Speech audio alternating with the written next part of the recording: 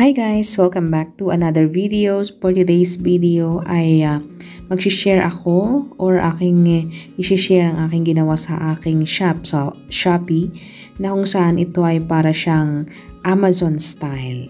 So pwede nating i-decorate ngayon ang ating shop sa Shopee para maging maganda and attractable or ma-attract yung mga bibili sa ating shop. So let's start. Before pala tayo mag-start ay kung hindi ka pa nakasubscribe ay mag-subscribe na and i-click na ang bell button. Isali mo na ang all para ma-update ka sa mga upcoming mga videos at mga tutorials. Let's go! Okay, so meron siyang decorate feature.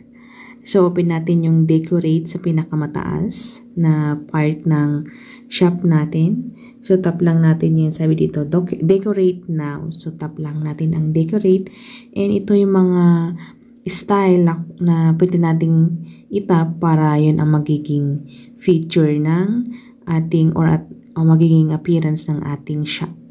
So ang pipiliin ko dito is yung parang may bote-bote. Ayan, so tap lang natin yun guys. Okay. So, yan, apply. So, i-apply natin. So, ganyan ang magiging itsura ng ating shop pag i-apply natin.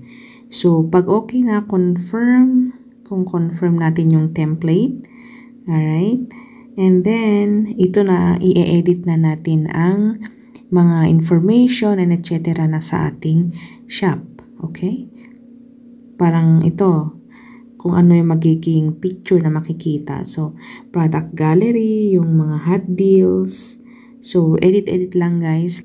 Okay, so start natin sa product gallery. So, add tayo. And then edit. And syempre photo gallery. Para magpili tayo ng ilalagay natin na picture. Ayan. So, pag naka-choose na tayo, select lang natin ang check. And then, mapupunta sa ating shop. Alright. So, ganun guys. And then, meron dito yung link to product. So, edit muna natin yung mga pictures dito guys. So, yung mga nilalagay ko lang is mga sample lang. Sample lang ng mga picture kasi wala dito yung mga images ng aking mga paninda guys kasi nasa computer. So, let's edit lang mga sample pictures para mapakita lang natin or makita lang natin yung effect sa ating shop sa Shopee. Okay?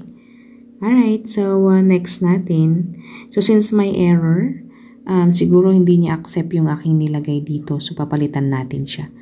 Kasi, hindi pwede ata, I think, yung doble-doble na picture. So, need natin na palitan ng ibang picture ang ilalagay. Okay? So, ito naman yung sa link, kung anong ililink natin na item dun sa parang front page ng ating paninda. So, ayan. So, edit. And, pagkatapos nun is confirm automatically. Alright.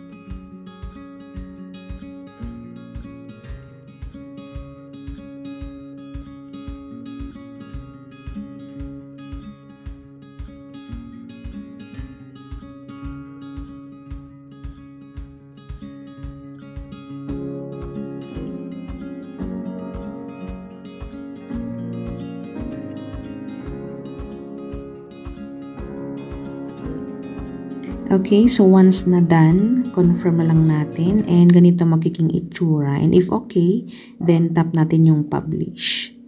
Ayan, so ganyan na magiging itsura niya guys. So, di ba maganda? Para siyang Amazon style. So, publish natin guys if okay na. Yan. So, cute na cute, di ba? Kitang-kita lahat ng mga items or mga products na bebenta natin on Shopee. Ayan. So, sa baba yung description ng ating shop.